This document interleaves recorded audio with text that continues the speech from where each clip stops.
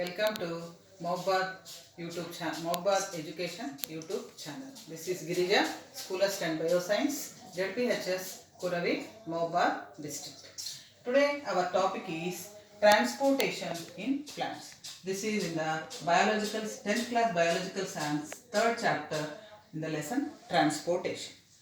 All the living beings need food and different types of material to survive.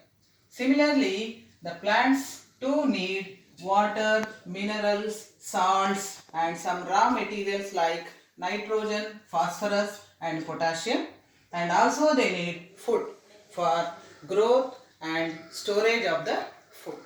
And how do they get the food and all these minerals, water? Plants get the water, minerals and salts through the roots, and plants get the food through the leaves, because leaves prepare the food during the photosynthesis. And to know about the transportation of this water and food, we should recall from the 9th class. The plant tissue consists of 4 major tissues called meristematic tissue, dermal tissue, ground tissue and vascular tissue. Now here the vascular tissue is responsible for the transportation of food and water in the plants. And what are the vascular tissue or vascular bundle? Vascular tissue consists of 2 types of tissues. They are xylem and phloem.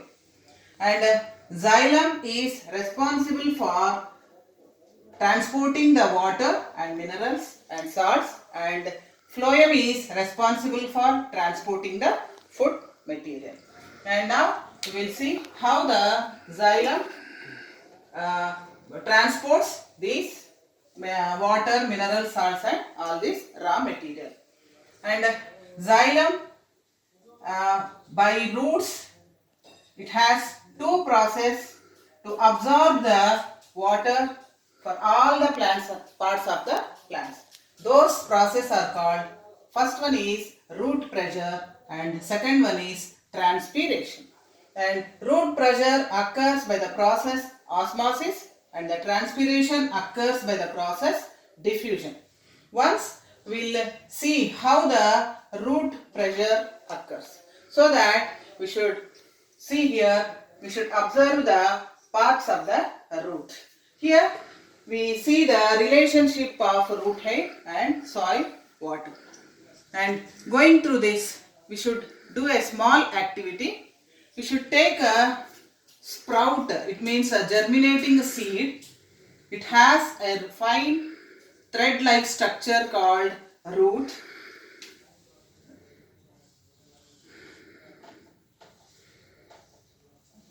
And these roots have a microscopic structures, hair-like structures called root hairs. And the structure of root hair, we will see here. This is the root cells. Roots has so many cells, cortex cells, epidermic cells, and it has xylem tissue also. From the root, this epidermal cell, a fine thread-like structure evaporates, or it comes from the epidermal cell. It is a very microscopic hair-like structure. It is called as root hairs. This is the main part which absorbs the water from the soil. Here we see a nucleus in this root hair, and this has cell wall also. There is cytoplasm inside the root hair, and it has a vacuole. This root hair has a vacuole, and vacuole has the cell sap.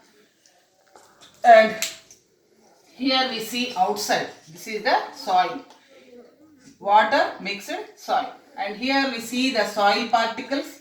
In between the soil particles there is water, and there are some air spaces. In that air spaces we can see the water molecules, water particles also. the water is mixed up with this soil. Now, how the root absorb, how this root hair absorbs the water? Here there is a process called diffusion of osmosis. We see here root pressure occurs through the osmosis.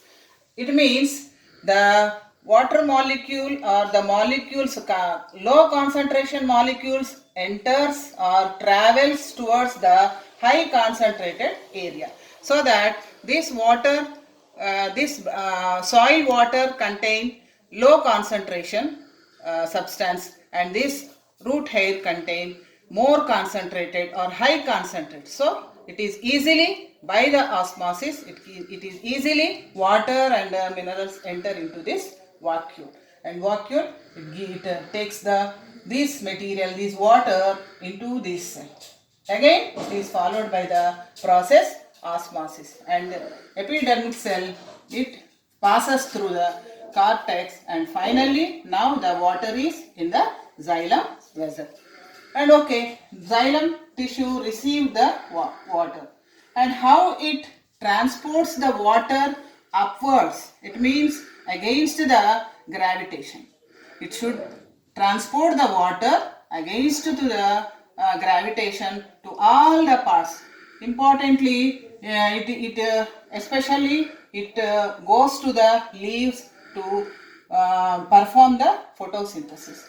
And now there is a phenomena. There are two forces applied here. One is cohesive force, and other one is adhesive force. And we know about these forces. Cohesive force means water molecules, any molecules, same molecules attract each other and form a bond here.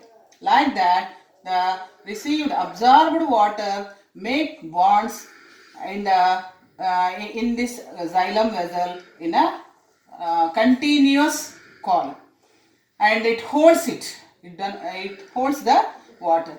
And what is the adhesive force?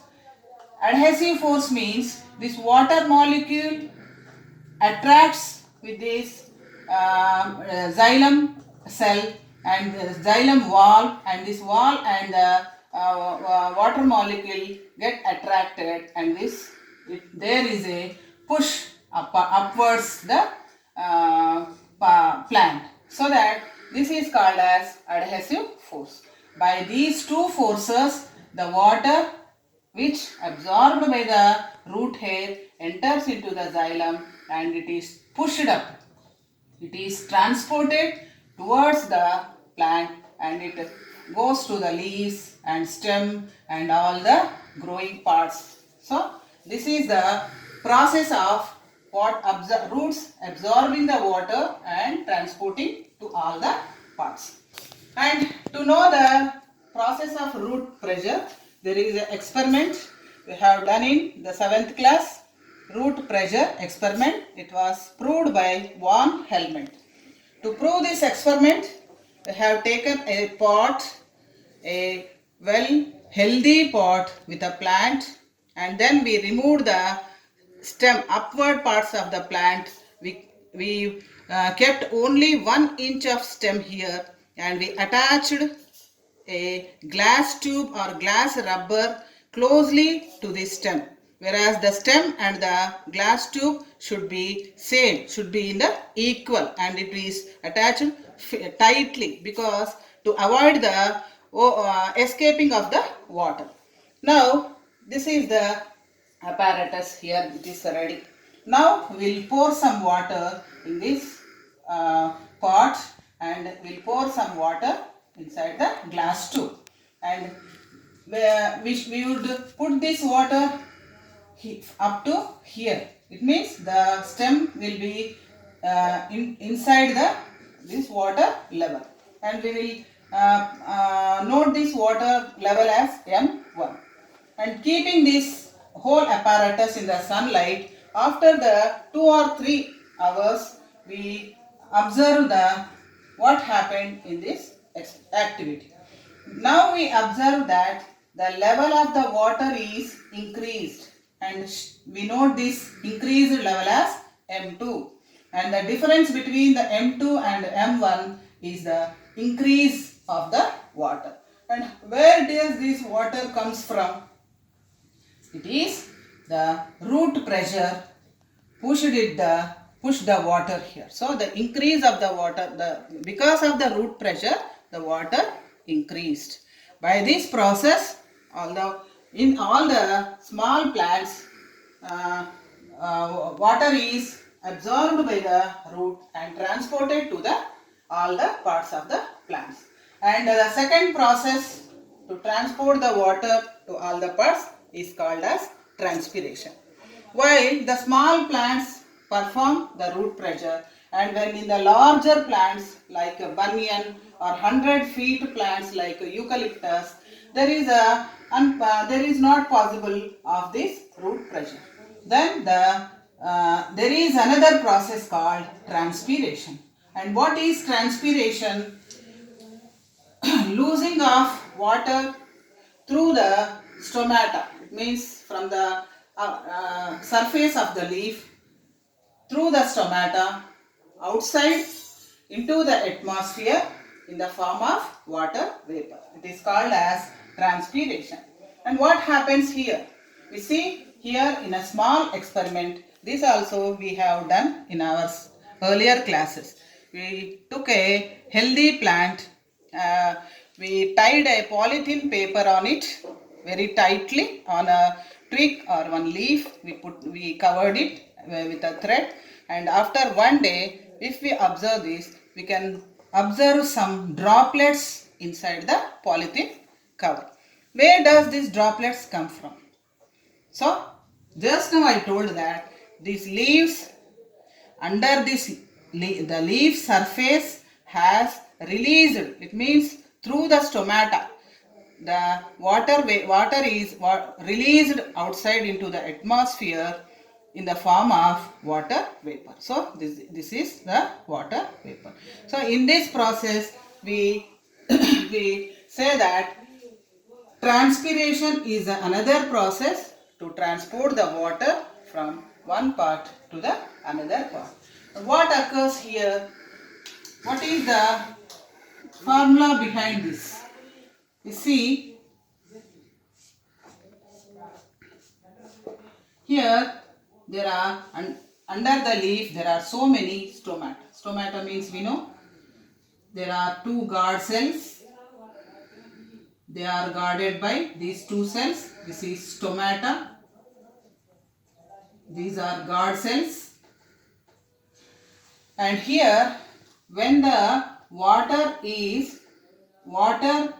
gets outside, or the stomata loses the water through this, water gets outside, there is a vacuum here, and the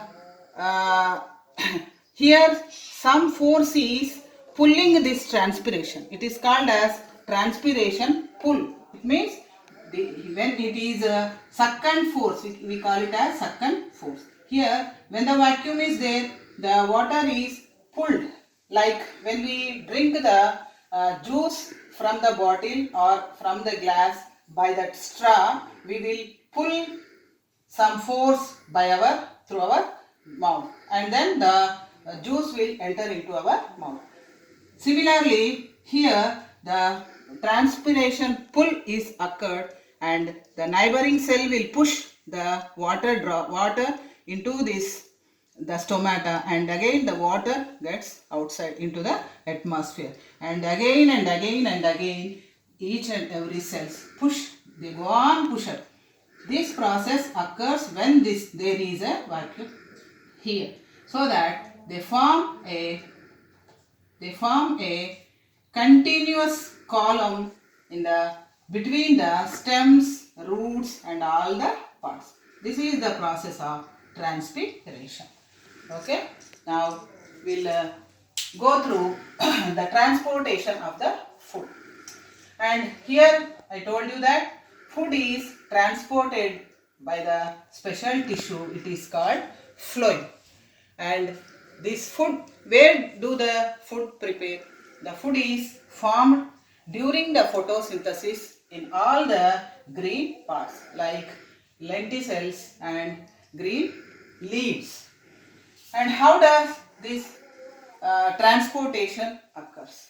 During the photosynthesis, the sugars, so many sugars formed, and some amino acids and some materials are also formed.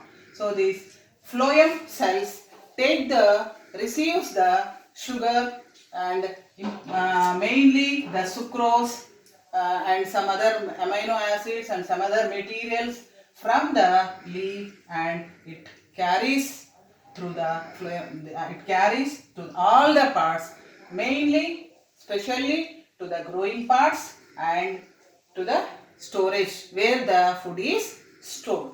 So when the phloem cell takes it means transport the food and amino acids to different parts, it needs some energy, and this energy phloem cells gets the energy from the sucrose in the form of ATP. By taking this ATP, and it means the energy, the phloem cells transport the food material to all the parts, even the roots, the end of the roots and the end of the shoot also. It takes all the food material and amino acids to different parts, especially to the growing part and where the food is stored. Okay children, thank you.